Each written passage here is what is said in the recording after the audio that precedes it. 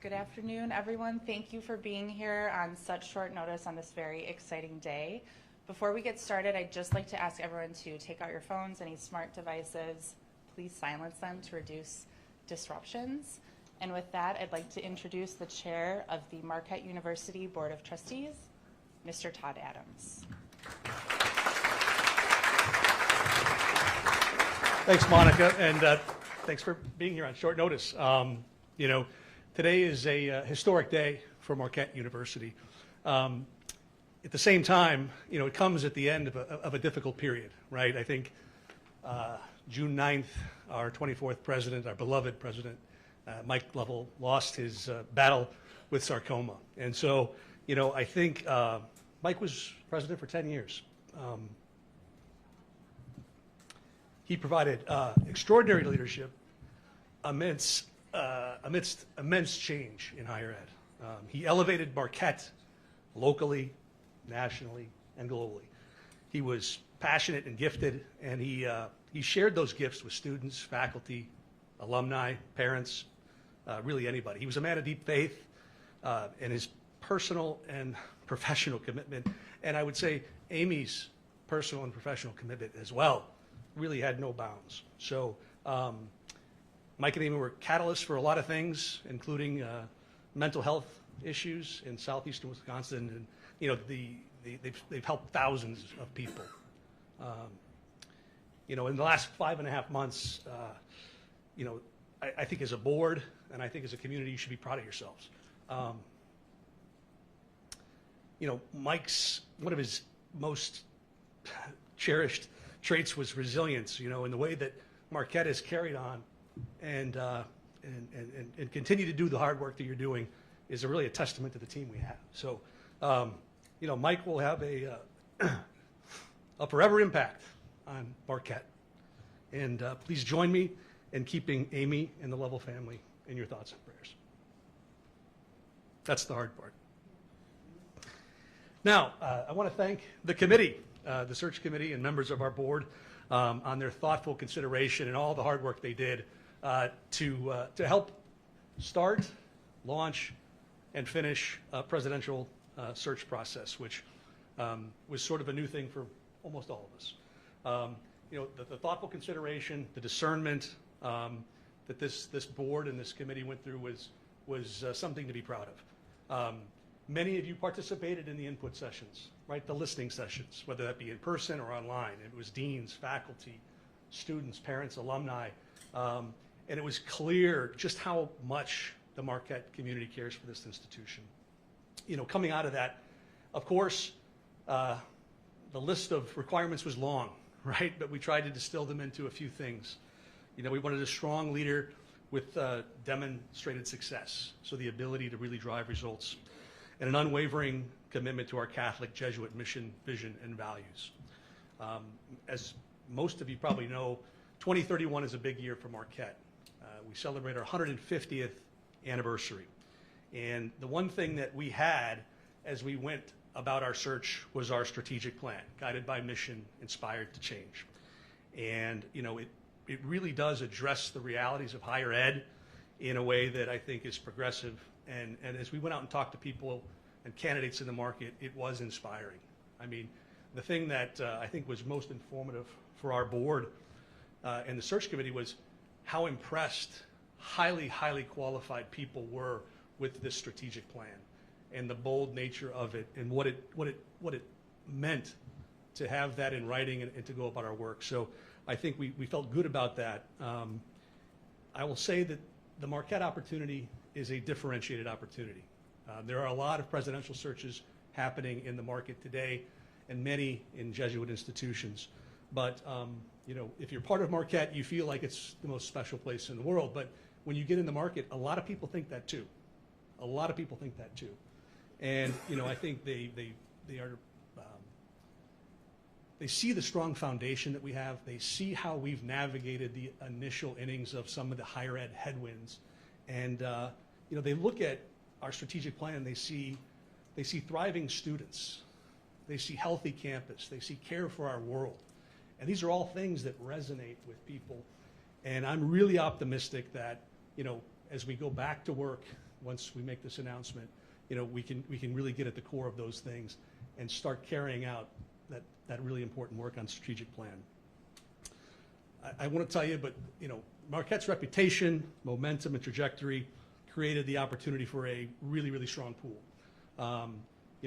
Dozens of interviews. I mean, this group up here and many of my colleagues that couldn't make it put in an enormous amount of time, right? Evaluating candidates, listening, discerning, coming back with questions, and I can't thank them enough because we did it in a 5.5-month period, but we did a year's worth of work in that 5.5-month period. So hats off to the committee. The other thing that we looked at was, we want to have a even more transformational student experience, right? We think we have a transformational student experience today. We think the strategic plan and the leader that will lead that part of the plan needs to lean on that even more. And this is from when you get accepted, to you graduate, to you go out and set the world on fire. Even equip our students even better around being problem solvers and agents for change in an increasingly complex world. So, through our discernment process, it became clear to us, amidst many other qualified candidates, that we had found the right individual. And that individual is Dr. Kimo Ah Yun.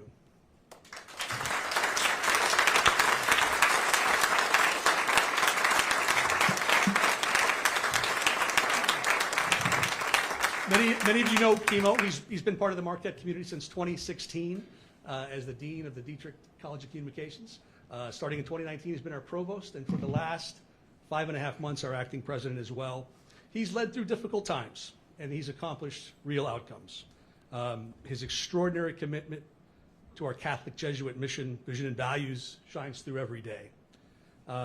What also distinguished Kimo was his deep Catholic faith and how he uses that to guide his leadership every day. And I'm excited for the broader Marquette community to see that really in action. We also had a front row seat for about 5 years watching Mike mentor and develop Kimo. And, I think it was an intentional body of work, and, we got to see progress as well as opportunities for growth. And, along the way, some of you may know this, some of you may not, but as provost, he attended the Ignatian College programs as part of the AJCU, a formation program for lay leaders. It focused on, Jesuit identity, charism, tradition, and spirituality, and how do you be mindful of those things as you get into larger leadership roles. So this is a man who has been working and preparing and watching and doing the work, and we feel like he's ready. His capstone project as part of that program was supporting mission and hiring and faculty development at the college level. So now for the fun part. With us today is Kimo's family. His wife of 25 years, Catherine Puckering, who's a member of the faculty in the College of Communications, 25 years of marriage. His son Benjamin is a senior here at Marquette studying criminology and computer science. His daughter Molly is a senior at the University of Southern California studying pre-law, law, history, and I think also culture. And then last but not least, Haven, who's a 17-year-old senior, is in the choir and participates in musical theater. So I'm excited for everyone to get to know Kimo and his family in a deeper sense, and you'll have plenty of opportunities to do that in the coming weeks and months. So let's give Kimo and his family just a quick round of applause.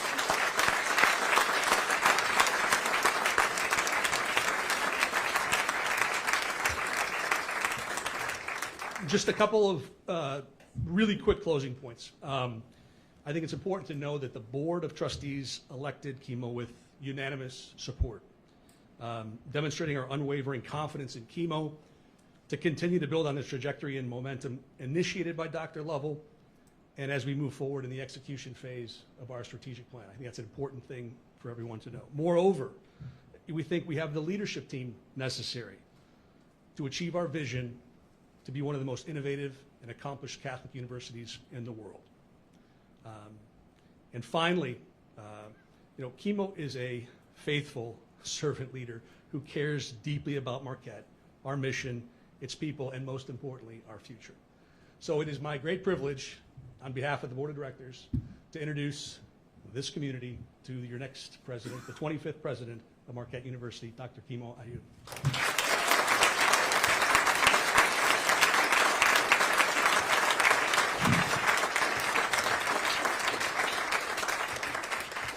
So I've been on the job for about an hour, and I've learned two things.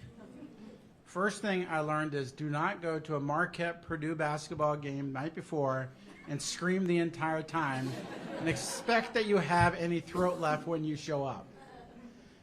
The second thing is you should probably talk to your wife, because we didn't talk about coordinating, and her and I are wearing the exact same color outfit, which dispels the myth that she dresses me.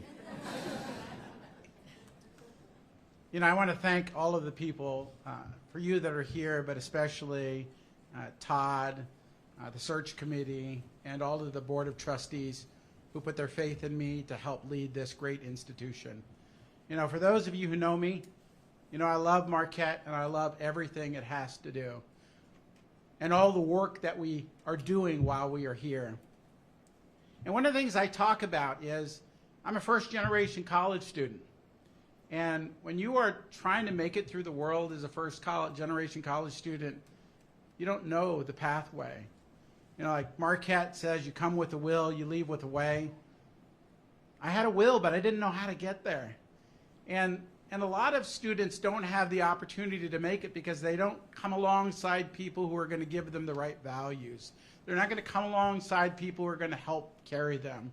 They're not going to come alongside people who want to see them succeed. And I am so fortunate that I grew up in a family where my parents instilled in me values. And the most important thing is integrity.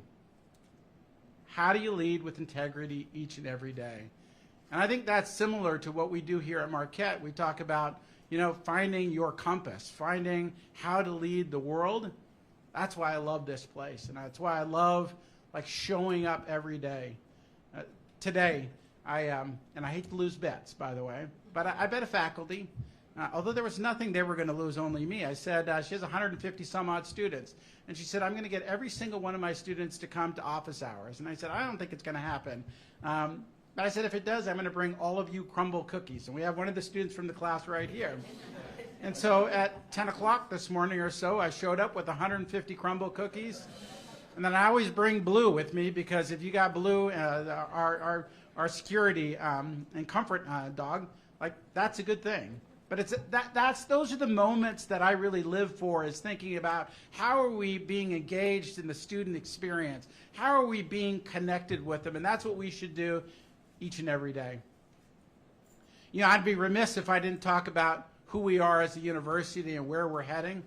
Our mission hasn't changed at Marquette. Our vision hasn't changed. We know where we're going. We are called to serve God. And I tell people that's always enough. We don't need to go further than that.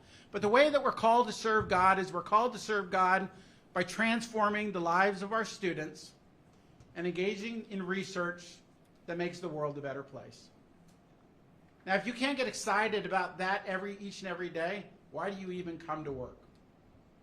And we have incredible people who are able to live out this mission. And I tell people, when we think about our students, and I think about where we're heading in this next phase of Marquette, we know what it means to provide a transformative student experience.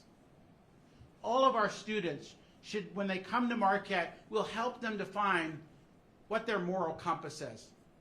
What is ethical thinking? How do we move forward?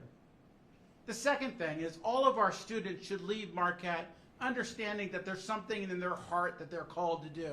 They should care for others and think about how they're going to live that out every day.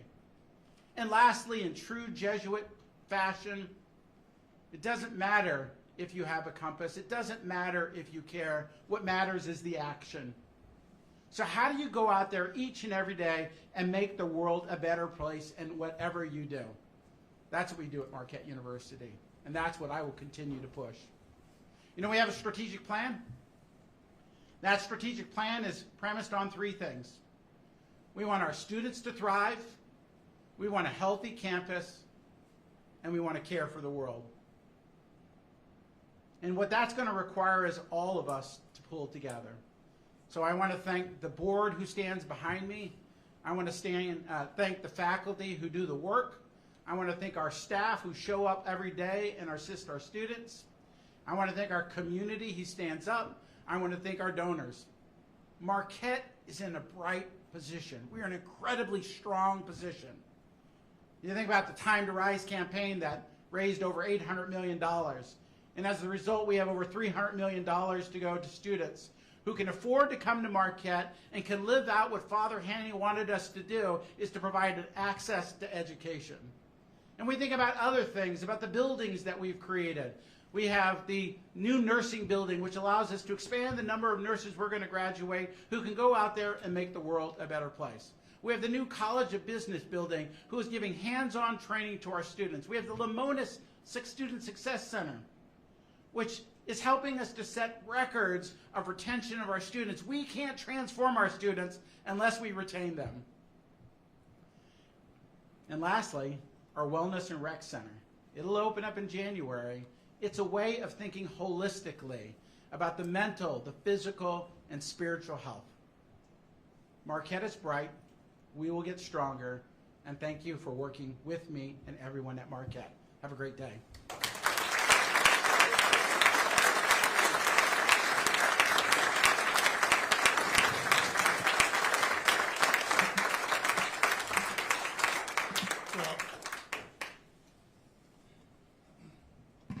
Now, just because you're the president doesn't mean you can play. So I think what I want to do, on behalf of the board of directors, present you a jersey that says number 25.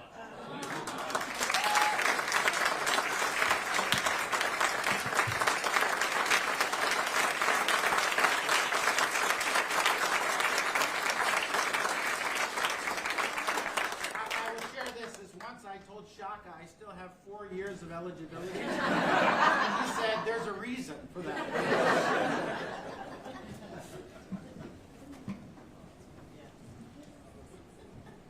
Thank you. As everyone can imagine, this is a really busy day. This is the first of a number of events. So thank you so much for coming here on short notice. We are going to conclude, and we just really appreciate everyone celebrating with us today. Thank you.